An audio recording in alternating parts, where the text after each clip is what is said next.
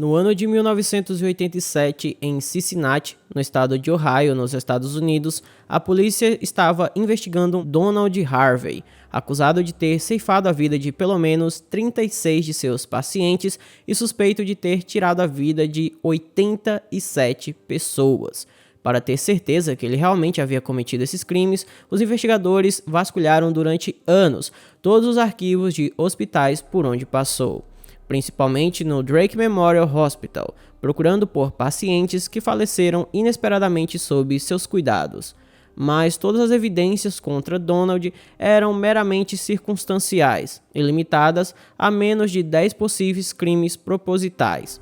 Alguns desses pacientes perderam a vida supostamente de doenças que não eram mortais, porém usavam medicamentos muito fortes para tratamentos e uma dose a mais poderia levá-los a óbito. Mas eles tinham algo muito mais sinistro em comum. Em muitas dessas vítimas foram encontradas pequenas quantidades de arsênico, substância que também foi encontrada em grandes quantidades no apartamento do doutor. Um processo de exumação de todos os corpos era demorado, podendo levar anos até uma autorização judicial sair, e algumas famílias não estavam dispostas a colaborar para não mexerem em seu processo de luto, mas o que poderia ser feito, a polícia fez. Àquela altura, os investigadores só podiam especular. Os sinais externos de envenenamento por arsênico são linhas brancas sutis nas unhas, chamadas de linhas de Mies, que são causadas pela interrupção do crescimento das unhas. Como o arsênico desliga as funções corporais de uma pessoa, ninguém pensaria em envenenamento se não houvesse uma suspeita, pois essas linhas também são comuns em pacientes com insuficiência renal e que estão sendo submetidos a tratamento por quimioterapia. Aos olhos menos treinados, não havia nenhum motivo para suspeitas. Mas quando alguns corpos finalmente foram exumados, um simples teste de toxicologia encontrou o veneno em órgãos, como fígado e estômago. As análises foram enviadas para um laboratório do FBI e eles testaram positivo para arsênico. Porém, 2 desses casos permaneceram inconclusivos, pois ambos os pacientes vieram a óbito do que parecia ser pneumonia. E ao contrário dos outros, não havia sinal de arsênico ou cianeto, e talvez não fossem vítimas de Donald Harvey. Para se ter certeza total, os agentes enviaram os órgãos para realizar um novo exame toxicológico, e os resultados mostraram a presença de um solvente orgânico derivado do petróleo. Esse tipo de solvente é muito comum em hospitais norte-americanos, usado principalmente para remover bolsas de colostomia e conhecido por causar sintomas semelhantes aos da pneumonia. A conclusão foi que essas vítimas também tiveram a vida ceifada por Donald. E é por isso que no vídeo de hoje vamos conhecer a traumática história de Donald Harvey, o anjo da morte de Ohio. Então, se você gosta desse tipo de conteúdo, eu só peço que se inscreva no canal e ative o sino das notificações. E se quiser, me siga no meu Instagram, que é esse que aparece na tela, porque lá eu sempre aviso dos vídeos novos. Então, quando o YouTube não notifica, eu aviso por lá e você pode ver que sempre consumindo conteúdo de qualidade. Então, dados os recados, vamos pro caso.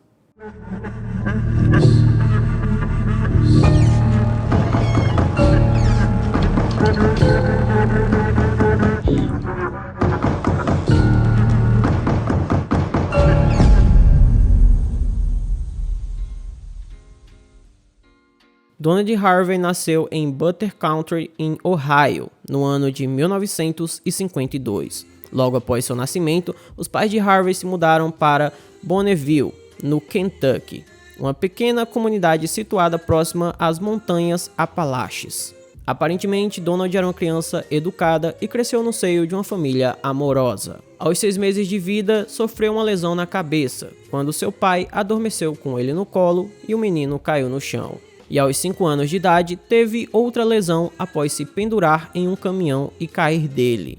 O Donald chegou a perder a consciência por alguns minutos e teve um corte de 15 centímetros na parte de trás da cabeça. Ele estava sempre limpo, bem vestido e com cabelo cortado. Era uma criança feliz, muito sociável e amigo de todos. Na adolescência se tornou um rapaz bonito, com grandes olhos castanhos e cabelos escuros encaracolados. E foi nessa época que ele sofreu o primeiro grande trauma de sua vida, quando seu tio, o meio-irmão de sua mãe, um homem chamado Wayne, começou a abusar dele.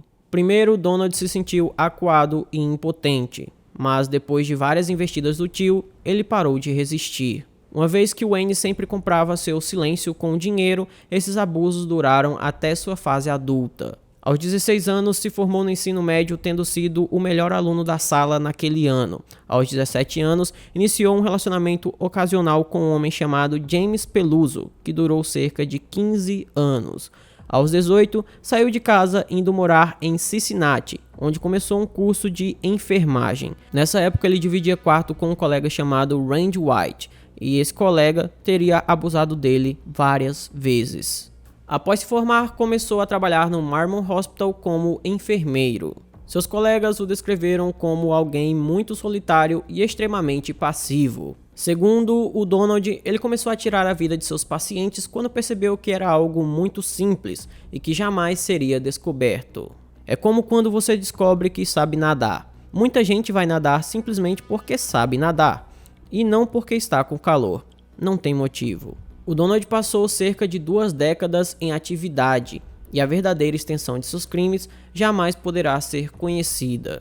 Até porque ele utilizou vários métodos ao longo de sua vida, mas os principais eram cianeto e arsênico, que administrava através de injeções intravenosa e alimentos. A maioria de seus crimes teve como palco os hospitais Marymount, Cincinnati Medical e o Cincinnati Drake's Memorial Hospital.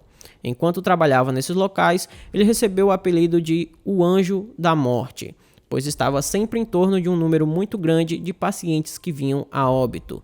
E é claro que isso começou a chamar muita atenção. O pior de tudo é que Donald não estreitava suas vítimas apenas a seus pacientes do hospital. Quando suspeitou que seu companheiro na época, um homem chamado Carl Wheeler, o estava traindo, ele praticou das suas. Donald envenenou a comida do homem com arsênico para que ele ficasse doente e não pudesse sair do apartamento. Ele também envenenou 2 de seus vizinhos. Um ele deixou doente colocando soro de hepatite em sua bebida e a outra ele envenenou colocando arsênico em sua torta. E a mulher não resistiu. Ele também tirou a vida do pai de seu namorado, Carl, quando o homem estava no hospital se tratando de um AVC. Donald só foi descoberto por causa de várias denúncias de seus colegas de trabalho, familiares das vítimas e, é claro, também por causa da grande investigação que a polícia realizou.